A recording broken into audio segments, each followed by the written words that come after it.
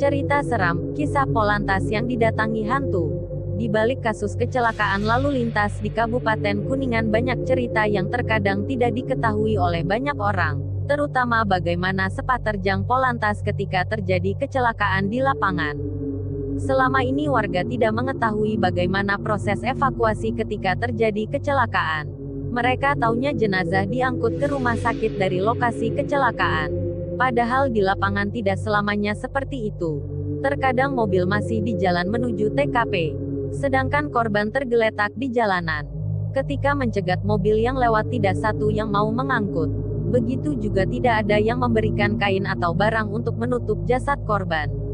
Maka, jangan pernah marah ketika melihat ada jasad ditutup koran atau kain. Hal ini bukan polisi yang tega namun untuk menutupi jasad. Banyak cerita yang saya alami ketika mengangkut jenazah. Salah satunya kejadian di Kecamatan Cibingbin ketika ada korban kecelakaan dengan kepala pecah dan anggota tubuh terputus.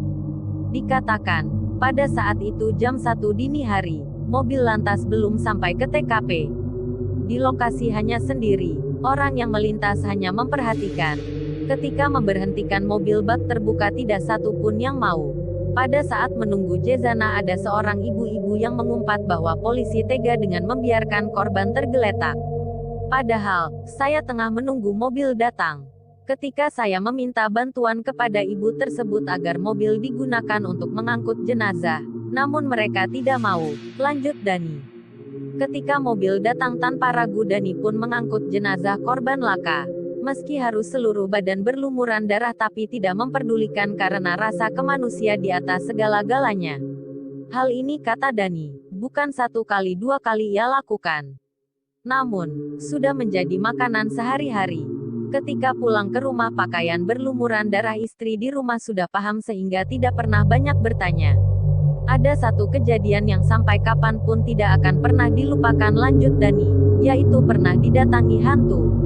Pada saat itu usai menolong korban kecelakaan yang tewas dengan cara dievakuasi ke dalam mobil. Pada saat pulang seluruh badan penuh dengan darah.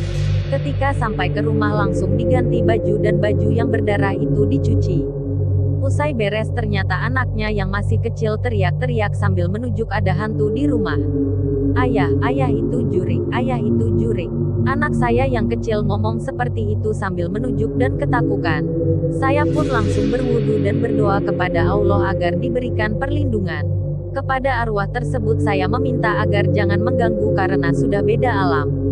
Selain itu juga selama ini ikhlas membantu tidak ada niat apa-apa karena sudah menjadi tugas polisi, ujar Dani. Terima kasih sudah mendengarkan cerita horor ini. Dukung channel ini dengan klik tombol subscribe dan like, agar channel Mutahar Penakut ini berkembang dan mensajikan cerita-cerita horor lainnya.